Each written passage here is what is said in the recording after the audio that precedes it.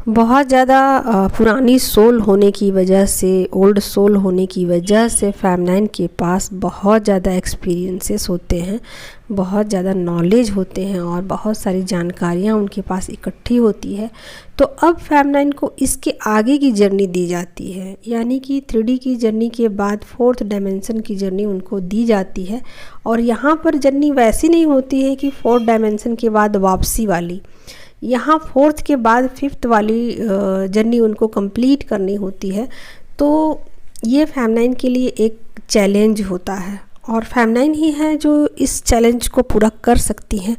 तो उनको छोटे मोटे 3D के काम उनसे नहीं लिए जाते हैं और ये कामों के लिए बाकी लोग होते हैं 3D में, जो कि कार्मिक होते हैं, सोलमेट होते हैं। तो यहीं तक उनकी जर्नी होती है 3rd डायमेंशन में, कार्मिक और सोलमेट की जर्नी होती है।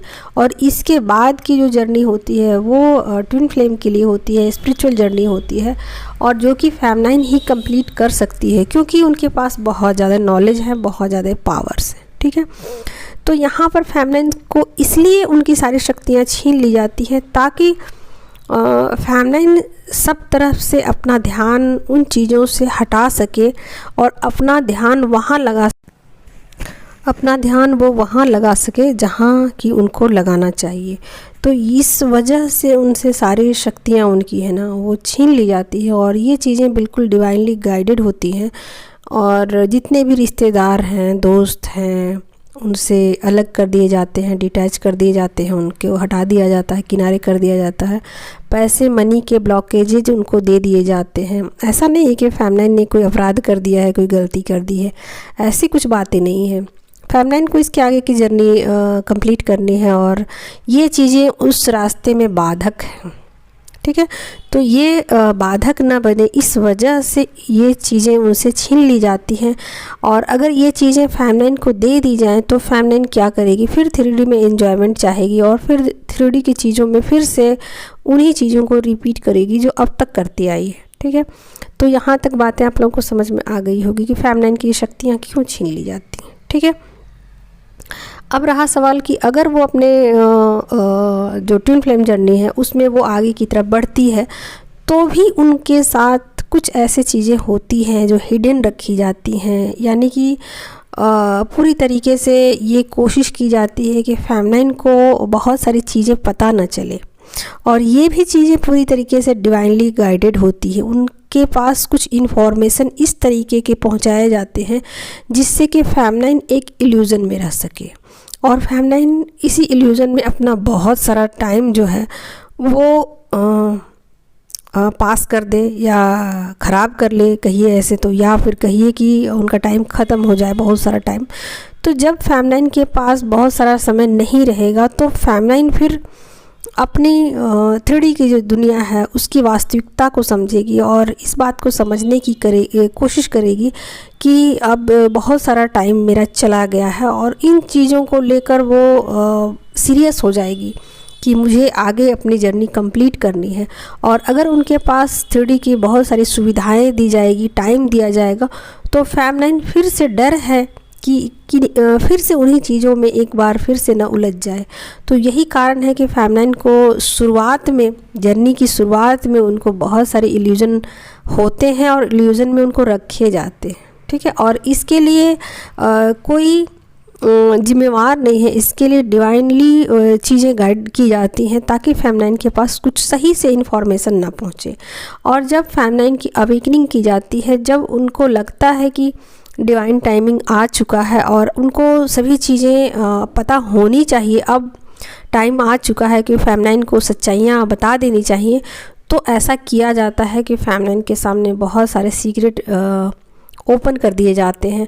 और जब फेमनाइन उस सीक्रेट को जानती है तो उनको बड़ा ही अजीब लगता है ये सब चीज़ें जानकर कि ये क्या है और ये चीज़ें अब मुझे क्यों पता चल रही हैं और इतने दिनों तक मुझे क्यों नहीं पता चली ये चीज़ें।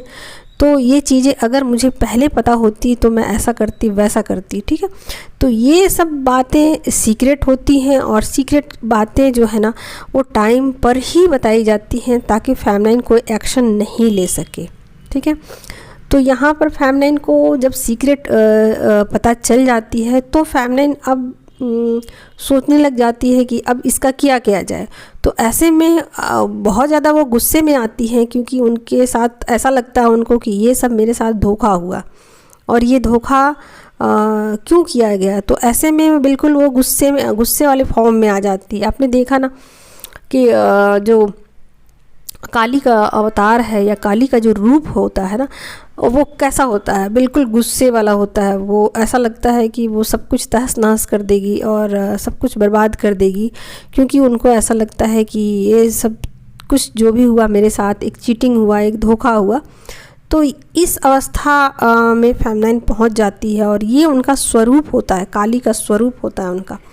तो जब ऐसा हो जाता है तो फिर फेमनाइन के सामने कुछ ऐसे सिचुएशन डाले जाते हैं डिवाइन के द्वारा, ताकि फेमनाइन का गुस्सा ठंडा हो सके और उनके लिए कुछ इस तरीके के इंतज़ाम किए जाते हैं जिससे कि उनकी जो सोल की हीलिंग हो सके। तो वैसे लोगों से उनको जोड़ दिया जाता है और फिर उनके काउंटर पार्ट भी उनके पास आना शुरू कर देते हैं, ताकि उनकी जो एनर्जी है ना वो हील्ड हो सके और सॉफ्ट हो सके, क्योंकि वो बहुत ज़्यादा हाइपर हो जाती हैं।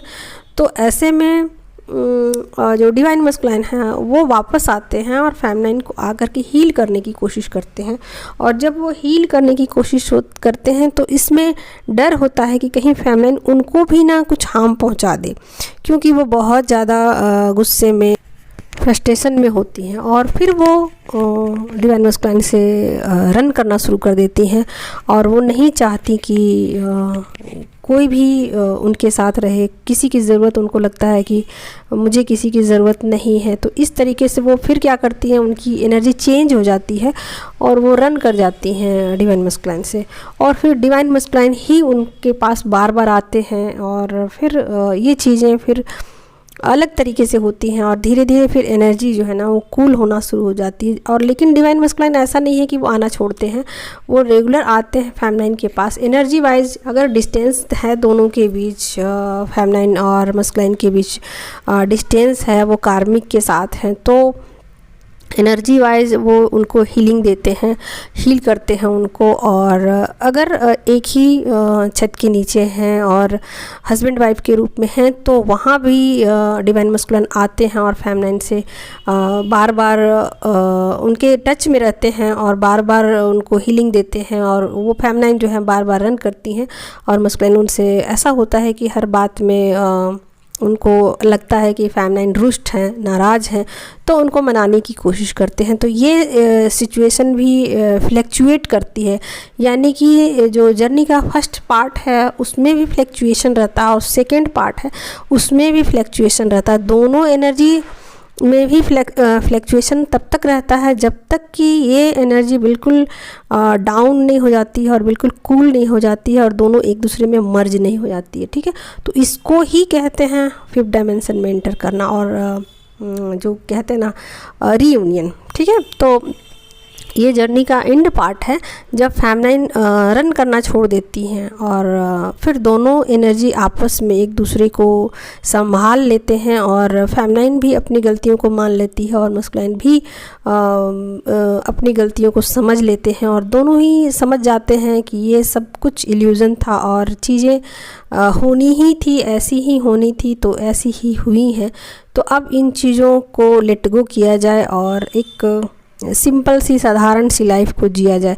तो यहाँ पर रीयूनियन का स्टेज आ जाता है दोस्तों। और फेमनाइन जब रीयूनियन में आती है तो फिफ्थ डायमेंशन में एंटर कर जाती है उनकी सोल। ठीक है दोस्तों, तो आज यहीं तक, फिर किसी और वीडियो में किसी और जानकारी के साथ किसी और टॉपिक पे बातें होंगी।